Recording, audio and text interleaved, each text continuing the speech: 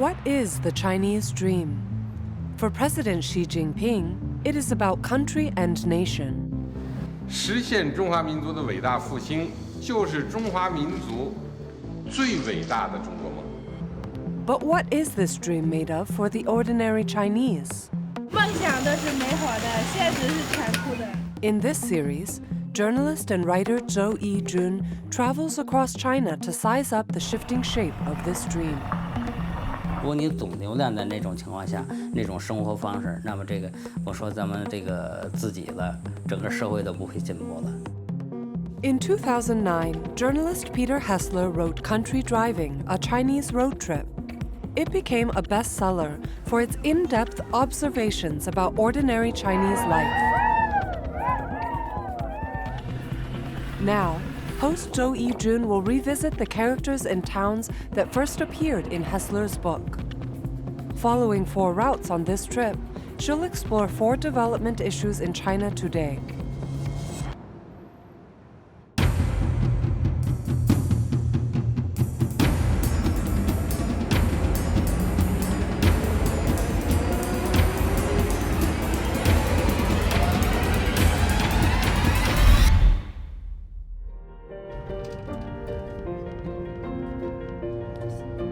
In this episode, Yijun gets on the world's largest high-speed rail network. Traveling north to south, she'll visit the cities that represent economic stories of the past. 当时父辈的那一代人对自己做工人是非常自豪的。And the present. 我是在这个互联网上挂着的这一代。For the ordinary workers and entrepreneurs powering China's economy, what fuels their Chinese dream? The starting point of Yijun's journey of discovery is Fuxing, a small industrial city located in China's northeast. Once a year, the city turns into a racing town. The sound of engines thundering in the air is heard throughout the mountain range. This is the Fuxing that most Chinese people know about, but the city has a lesser-known side.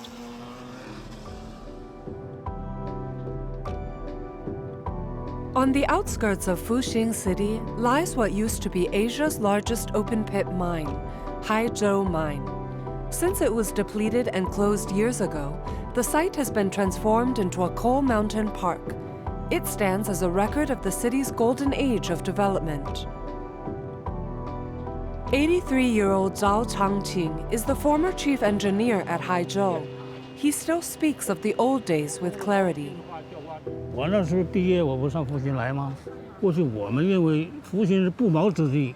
哦，所以这儿的矿上的职工都是从其他地方过来的，都是为了开矿而来的。对，庄稼很少，种庄稼也不长，这地方。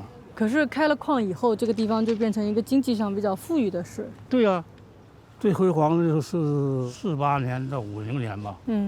那是辉煌，那时候海上矿正兴盛，产量高。就出煤吨数最高的时候，光煤炭呢800万吨呢。那个时候人最多的时候，这个矿上能有多少职工15000左右人吧。那个时候可是全中国最大的一个煤矿。那对呀。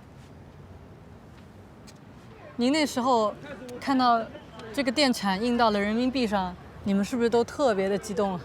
那海上矿职工、凡是职工都心情激动啊。所以当有一天发现要封矿了，因为没有煤可以采的时候，他们觉得挺突然的。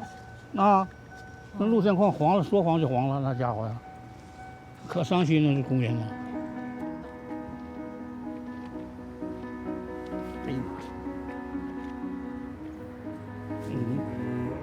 As its coal deposits ran out, what was once Asia's largest open-pit mine closed in 2005. It dragged down Fuxing's economy.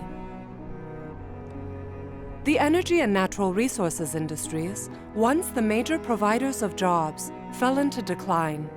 Many workers faced layoffs. 那个时候，封矿那一天，您还记得吗？2005年的最后了。我那阵已经退了。退了，那家伙那工人一见着我，哎呀妈呀，那可热情了，伤心，他们跟您哭啊？那都伤心吧，说点伤心话。With its coal mines exhausted, the Chinese government listed Fuxing as the country's first resource-depleted city. By the early 2000s, a quarter of Fuxing's residents were living below the poverty line, subsisting on less than $23 a month. Many former miners left Fuxing, never to return. The unexpected closure and decline of the coal mining industry affected many lives in this city.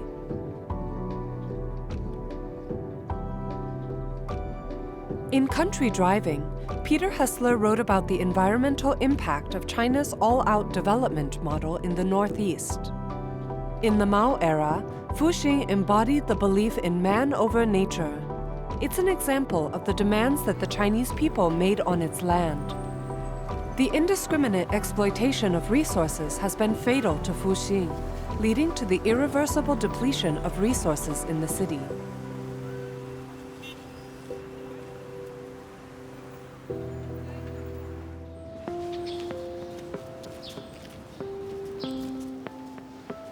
The resource exhaustion in Fuxing is only a snapshot of the gloomy outlook in northeast China.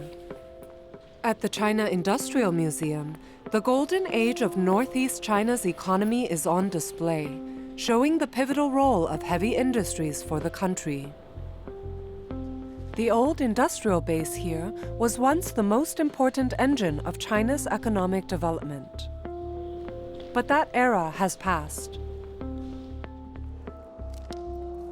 For decades, industrial development in the Northeast relied on the region's natural resources. But with their rapid depletion, coupled with outdated and aging equipment, the old economic development model no longer works.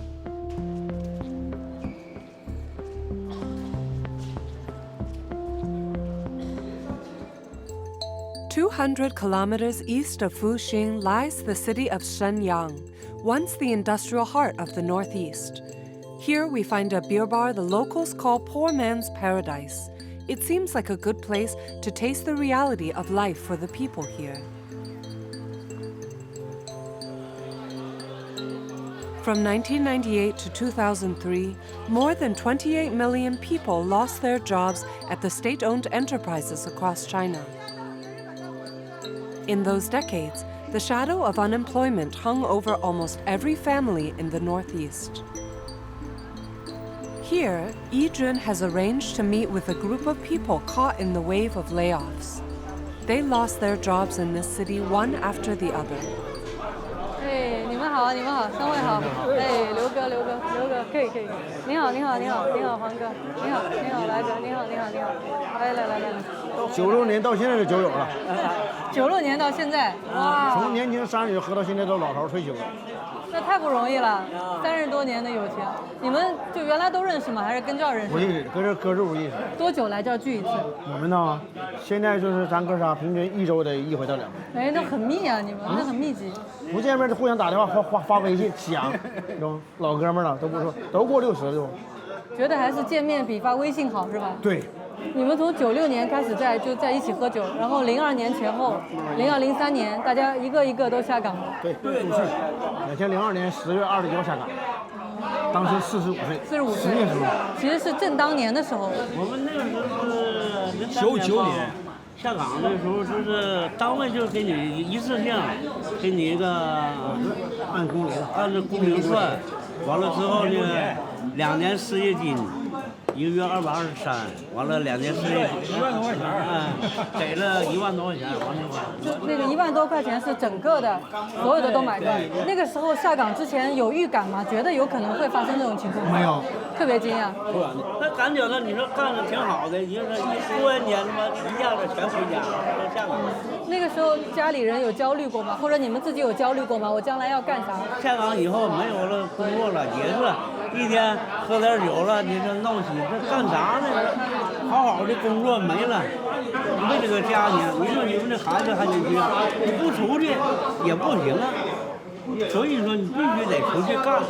说说您呢？那您后来干嘛了？那个下岗以后也打工。下岗以后他一天没待，他也没待。都干什么呢？干我的焊工，我焊工出身。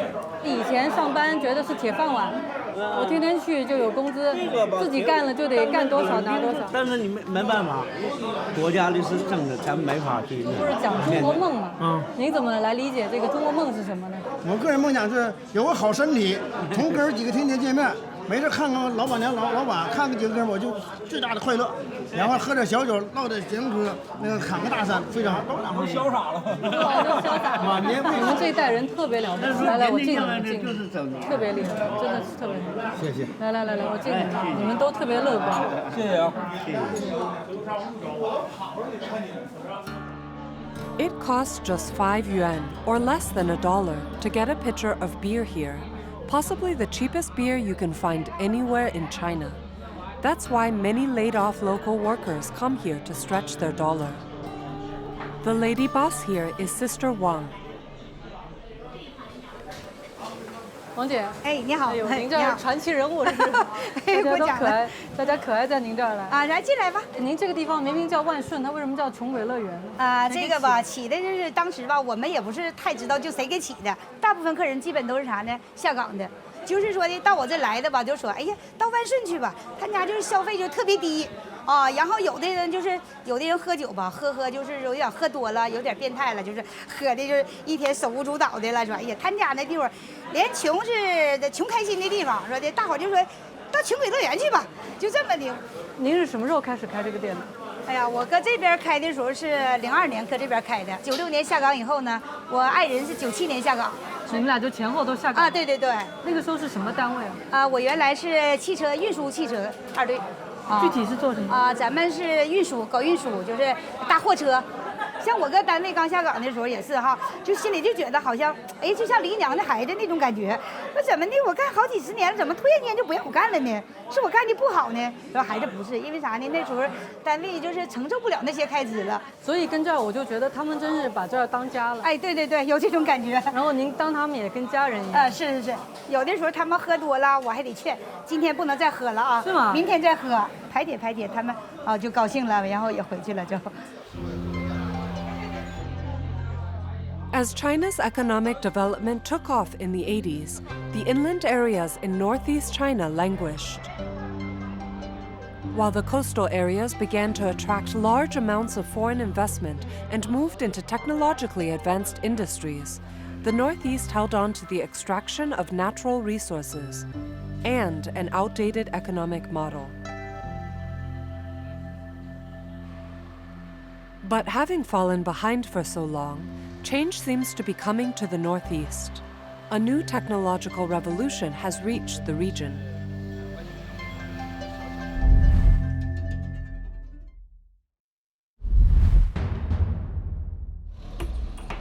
Yijun has come to Shenyang, one of northeast China's major industrial cities, to see how ordinary people are adapting to an economy in transition. In this city, we have witnessed the rise and fall of Chinese Industrial Revolution.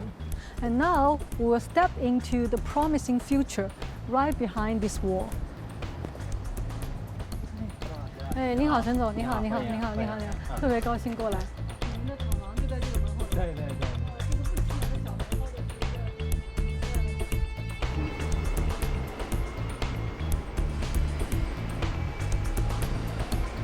请问陈总，这些机器人手上举着一个像哑铃一样的东西，这样在干什么呢？他们在锻炼身体。啊，这个是健身房吗？难道？开玩笑啊，其实他是在做一个力量的测试啊，就是我们好多那个零部件，比如说我们用了一些新的电机，然后我们要对这个电机的性能做一些评估。 In 2018, China produced close to 40% of the world's industrial robots. It is also the largest market, accounting for 1/3 of demand. In the world's most populous country, robots are also replacing traditional human labor. Founded in 2000, this high-tech company falls under the Chinese Academy of Sciences and employs more than 4,000 researchers. It is China's largest robot producer. 你看到这些红色的机器人，其实他们在生产自己。哦，自己在造自己。对，自己在组装自己。我估计他们应该不知道自己在造自己，是不是？他们现在很听话。这边现在我觉得就很少看见人。其实这个整个厂房有多少人在这里呢？工人其实很少。如果是把那个工艺的技术人员都加上的话，50多个人吧。整个这个厂房？对，如果一线的工人可能就20多位，20、30位。机器有多少台？几百台吧，100-200台是。哇，这个比例就说一个人可以看大概10几20台机器。对对对，其实他不用看。对，也没有看的这个概念，他根本不用看。对。哇，而且他们其实可以昼夜不停的在生产，绝对的服从。绝对的服从。更加能吃苦。对，而且不跟你谈涨工资的问题。所以说他们真的是可以大规模的取代人。可以把人从这个枯燥乏味的这个重体力劳动当中解脱出来，可以做一些更轻松、更有层次的一些工作。Born and raised in the industrial town of Shenyang, Chen Weilian studied automation in university. The company he ended up working for was founded by one of China's pioneer robotics researchers and relies mostly on young science graduates who, like Weilian, were born after 1980. 我们之前在网上看到有个说法，就说新松是以60后的创办的，然后80、90后是主力。请问您是？符合这个情况。我是80后。哦，您是80后，赶了一个80后的尾巴。哦，所以现在是这里的主力。因为我们印象当中，传统来说，东北的，就是比较占优的产业是重工业。重工业。有能源，有重工业，但您选择的完全是一个新的行业了，是不是？到你们这一代，整个行业的面貌发生了很大的变化。当时报专业的时候，大家比较火的就是什么计算机啊，什么自动化呀，什么这个人工智能啊什么的主要都就是这些当然老的那些什么钢铁冶炼什么，大家都不愿意报了。像您这一代人，对于钢铁冶炼啊、能源开发那些还有印象吗？没有太多的印象了。是您的大概父辈，可能周围的就是这个叔叔啊什么的，您可能会听说一些，他们过去可能是在国有企业。当时父辈的那些人那一代人，对自己做工人是非常自豪的啊。我有一份工作，稳定的工作，我是工人啊，我非常的自豪。后面慢慢会有一些转变，对，现在好多工种都被机器人所取代掉了。您的父亲是从事哪一种行业？他是工人。他是工人，他有来看过这儿吗？他没有。没有带他看，没有。他没有。为什么呢？他不知道我是做什么的。为什么呢？他只知道我在一家机器人公司上班。那你为什么不带他来看看呢？是怕他看了以后觉得受不了，就他那种以前工人的骄傲感会没想过。Owing to its history of heavy industries, northeastern China is home to many science and engineering universities. But because many young people prefer to move to the affluent coastal cities after graduation, brain drain has long been an issue here. But Chen Weilian believes the trend is reversing. 这个企业现在在这边，如果要招收人才的话，能够在东北区域内能够招到足够的这个人才吗？还是你们需要向南方啊一些地方去？其实东北的高校很多，足以满足企业的需求。但是南方的人才也愿意到沈阳来，也愿意从事这个行业。过去的话都是沈阳的人才愿意往外走，因为有了你们，他们会往回走，可以这样理解吗？现在沈阳有回流的趋势啊，人才有回流的趋势。南方的人才也愿意过来。对，这个沈阳的人才政策也挺好的。The Chinese government recognized the North-South gap when it rolled out the Northeast Revitalization Program in 2003, designed to help the Northeast restructure its heavy industries. Despite these efforts, the region never experienced the rapid growth of the coastal areas. But with young people like Chen Weilian, the region's hopes may yet be fulfilled. Today, the Northeast is taking lessons from the manual of the coastal areas and investing in high-tech industries to transform its economy.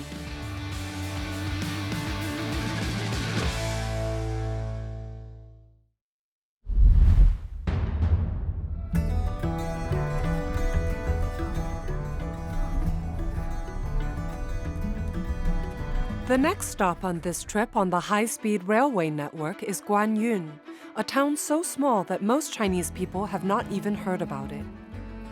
When writer Peter Hessler drove through the villages and towns in China in the early 2000s, he discovered an interesting development.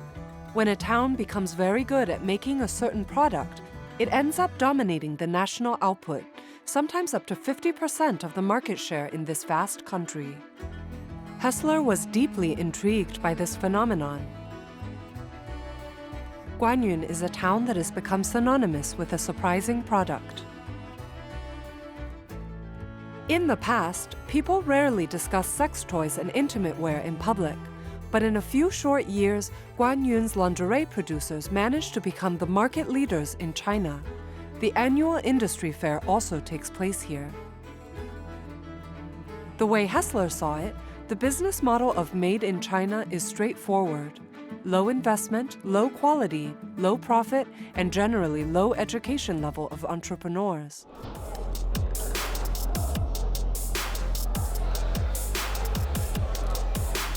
The biggest change since Peter Hessler's book is the advent of the internet. Businesses started by young people today are nothing like the state-run enterprises of old. And 28-year-old Lei Congrui is proof of that. 这多少我都有先货放金好了，这个我多少都有先货。就这种类型的，如果是再早半年的话，我大概还有个几十万件的库存。它真正我们就是我们工厂这边就是以前出货的价格，可能就是在人民币5块左右，甚至在以内的，甚至3块左右的都有。那这种的话，折合台币的话，十几块钱。 对吧？那你运费过去之后都不到30块，你卖100多都可以的。我们是什么都做，然后开发呢也是什么都开发，但是那个大体上这个产品分类嘛，只要是它能涵盖的，我们基本上还是都做的。但是只有一个袜子类我们没做，其他的都做了。 By going online, young business people like Lei Congrui have turned Guanyun into China's lingerie capital. The internet has turned out to be the perfect sales platform since people prefer to buy their lingerie in private. 90% of the world's lingerie is produced in China, and more than half of that comes from Guanyun.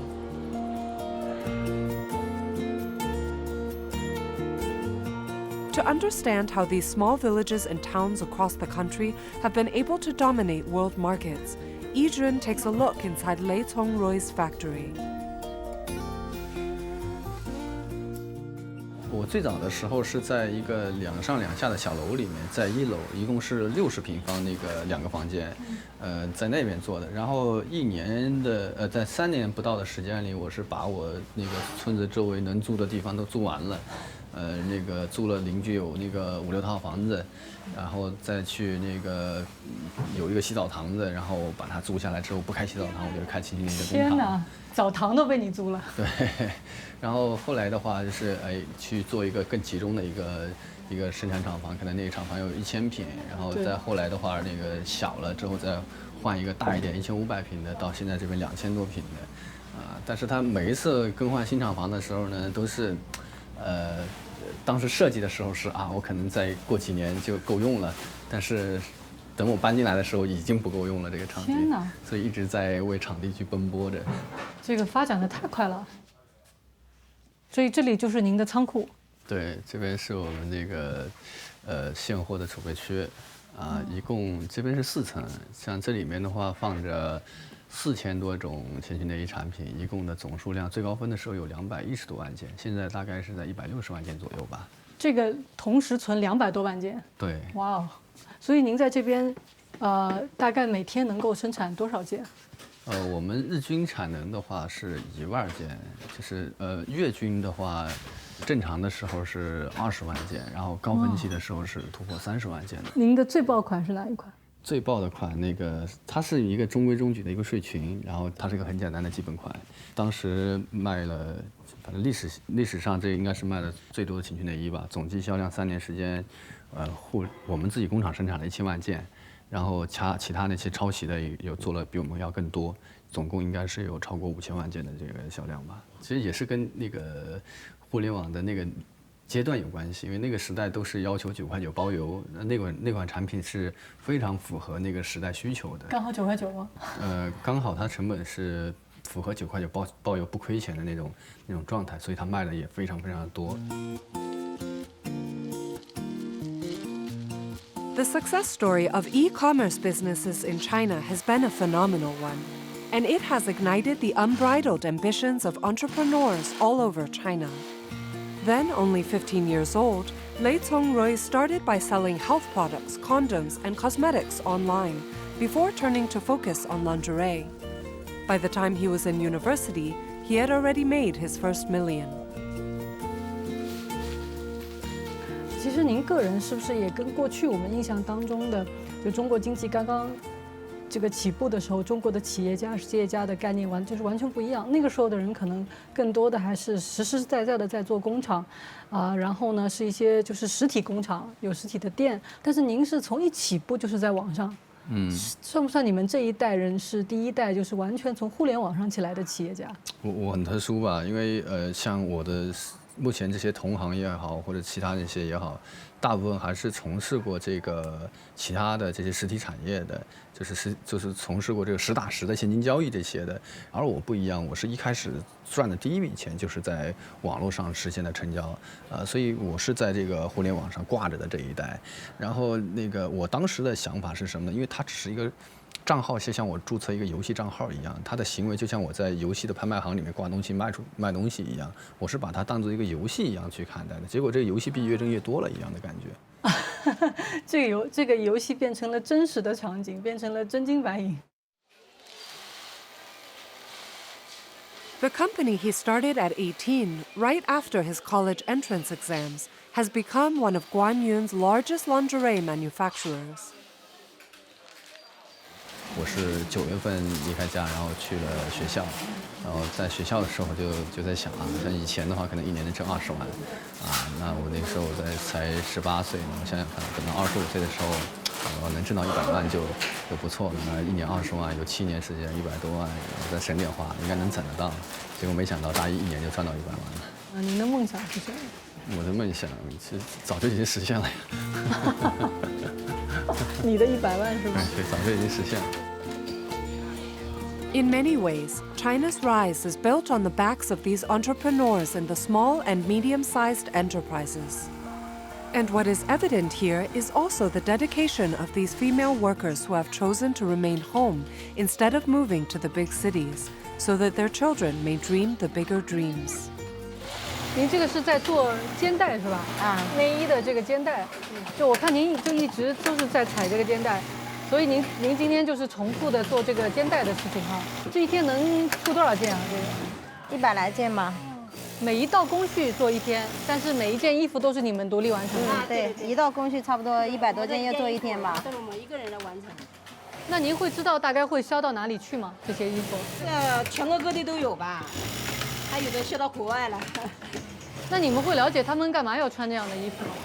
对，我们就是想着赚钱。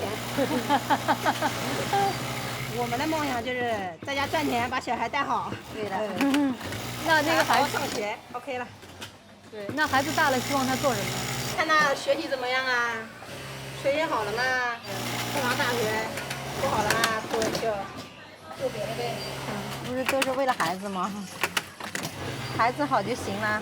你有几个孩子？2个。那您有什么梦想吗？刚才都问了。为什么呀？是特别大的一个梦吗？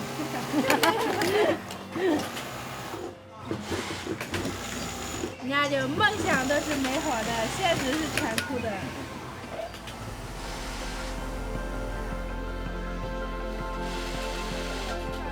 After more than a decade since Hessler's visit to China, China is still very much seen as the factory of the world. But how will the reality of these factory workers differ from the dreams of those who work in the creative factories of China?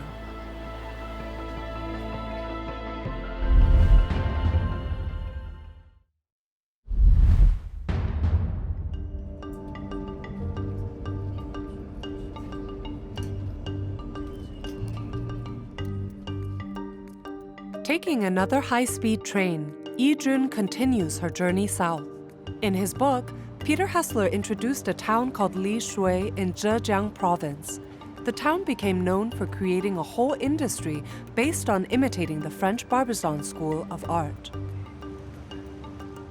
Dafen, a village located in Shenzhen, has a similar reputation. It is also famous for the mass production of world-famous paintings. The oil paintings produced here once accounted for more than 70% of the international market share.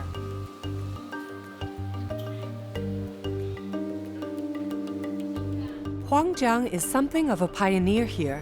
An art dealer originally from Hong Kong, he came to Dafen in the 90s and helped transform it from an ordinary rural village into a town famous for oil paintings. 哦，这个是您当时是杂志采访的封面，您是大分油画第一人。Inside this mall owned by Huang Jiang, many of the tenants used to be his students. They come from all over the country, became good enough to take painting orders before setting up shop here. 喂，咁早開門啊？啊！哇！你睇，佢以前同我畫畫嘅。As one of Dafen's first art dealers, Huang Jiang's business grew to become China's largest exporter of oil paintings for a time. He counted America's Walmart among his customers. With so many orders to fulfill, he had no choice but to invent a new method of painting. 三部分，一个人画天，一个人画白云，一个人画仙人掌，啊，一个人画房子，这一模一样的，天天都是这样。那您当时怎么想到要用这种方式来画画？因为从来可能我们都没有见过画家是找几个人，然后一起流水线作业。我订单很多，几千，一个月几千张、几万张，没办法，他要我要一个月或者2个月要出口了。他就快，而且质量是一样的。质量一样的，最高纪录36万张，1个半月。36万张，这么大了。 哦，好像这么大了，这么大的，一样的东西。您当时大概有多少画师在一起画？几百个或者1000、2000个都有。您自己当时在美术学院做学生的时候，原先您的理想是什么呢？我以前当然是当画家啦，但是画家当不成了，就变成商人了。商人也没所谓，商人赚钱嘛。 赚到钱，再过好生活。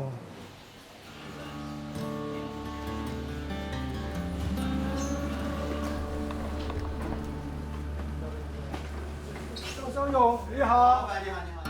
Zhao Xiaoyong is one of Huang Jiang's most prolific students. He is well known for imitating the works of Van Gogh. 您在此之前是做什么工作？我是一个工厂工艺品的，做工艺品厂出来的。 当时怎么会想到要到大分来画画呢？我是96年的年底过来的。那个时候我来大分来，我不是说我没有一点什么梦想，什么东西都没有的，我就纯粹就喜欢画画而已，知道吧？我从来没有想到过我以后能不能画得起来，我能不能赚到钱，我从来没有想过。是吗？我就是凭着自己一种爱好画画。是不是您刚开始接触到的那些找您来画的这个画工都是像他这样？ 他们其实也没有想很多，就喜欢画。他说喜欢画画嘛，赚不到钱，赚不到钱，是另外一回事。总之有份工作，将来如果克服，肯定会赚到饭吃。刚好我师傅也是画广告画的，他说他也跟我说了一句话，他说你不要在乎钱，你把这幅画画好了，钱自然就会来了。 我就为了这句话，知道吧？我一直在努力画广告的。您现在就是自己做一些原创的画，但是您用的笔法还是像画梵高一样的。这是当然我也想脱离梵高的笔法，就是有时候我都尝试，因为我讲真话，就画这个画来这里画画，我也是个自由画家哈，我没有受过约束的。这是我还真更喜欢的，就是那种风格，就那个画就是有点像梵高的，影子，这个人一定受过梵高影响的，别人一看你会看得出来。就是你其实现在也很难摆脱他的影响。对，也有点难。 Like him, Zhao Xiaoyong's brother also makes a living by copying the works of Van Gogh. 这个我弟弟，哎，你看他画画就是这样画的。这个应该是向日葵是吧？对，这个梵高的向日葵，他是绢叶画梵高的。像您画一幅这个向日葵要多久？大概40-50分钟。什么40-50分钟？对。你画的好快，你现在都不用看了是吧？一般不用对稿，就是随便，画的多了熟练了就不用对稿。就是你心里面就是有那个向日葵了。对，他每一幅画都是一样的，你看，他每一幅画，你看这个形状好像就是一个机器印出来，那个模子印出来一样的。很精准是吗？是啊，很精准的。到现在为止，有没有算过你画过多少幅梵高的向日葵？ 画了20年了，20年。有没有？应该有上万张了吧？上万张肯定有的。应该不止哈。那不止的。10万张、20万张。对。所以说，在大芬村就是这样的。如果说你做一行事，专业的做一行事。那我可不可以试试呢？像我这个从来没有画画经验的人，可以短期内能够学会怎么样来画梵高？也可以。我看你的悟性怎么样嘛？看你动笔的悟性怎么样？ 画这个笔触的时候是怎么画的？不要是这样去涂哈，你就是画那个十字。就是井字。哦，写井字一样的那种。明白了。这样。对，好像对。你这个完全就是说，很容易就进去了。你现在看到，你这个虽然说你看笔触跟它的有点接近了，对不对？有点接近，只是说这个色彩没有把握好。色彩的话，这边的色彩肯定是要深一点的。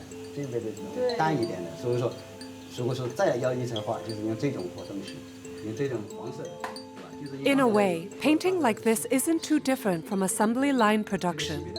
Even people without artistic backgrounds can learn to create copies that are good enough for export. And while some may question the ethics or see this as uncreative, repetitive work, it does produce reasonably priced artworks that can be appreciated by ordinary people the world over. Arguably, China's assembly line painters have made the world of art more accessible. The final stop is the Dafen Art Museum. Huang Jiang believes that the artists in Dafen are not just good at imitation, they have a strong creative side as well. 这个以前跟我画的。哦。余明高。余明高。在他的画廊最对面。他在您那边工作了有多久？当时应该7、8年。7、8年。他最初是从什么地方来的？他好像在潮州那边来的，那个小农村来。也是美院吗？不是美院，他应该是自学，卖很贵，起码要1、2万。1、2万。那么大的。当时给您画锦鲤的话，他一幅画多少钱？这几十块。几十块，差很远。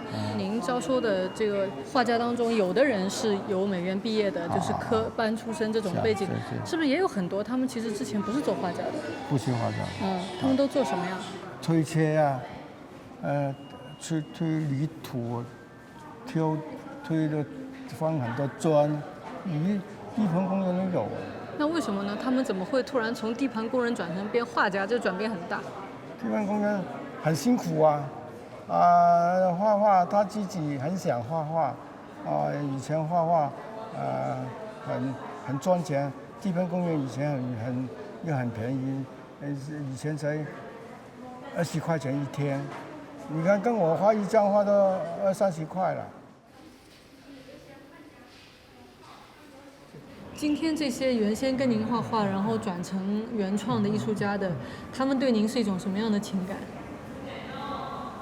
很感激我，见到我都很点头哈腰了。他们怎么跟您说？他说：“哎呀，我改变我一生了啊！本来我是做其他工人的，现在我是可以做原创画廊。”开画廊，就是如果回到当年，您不是着急，他们大规模的进行流水线生产，而是发现那些有天分的中国的艺术家，鼓励他们从一开始就进行原创。您觉得如果那样的话，那条路走不走得通？其实，不行的，这怎样小孩走路就一步步来的，他先临摹人家的画，技巧纯熟了，他画什么都可以。很多艺术家从草根出来的，做建筑工人出来，做记忆厂啊、电机厂出来的，他们发现自己也有那个美术的细胞、美术的爱好，都来，所以来到大分来。就是您让很多其实草根普通人实现了他的梦，好像您的是一个梦工厂。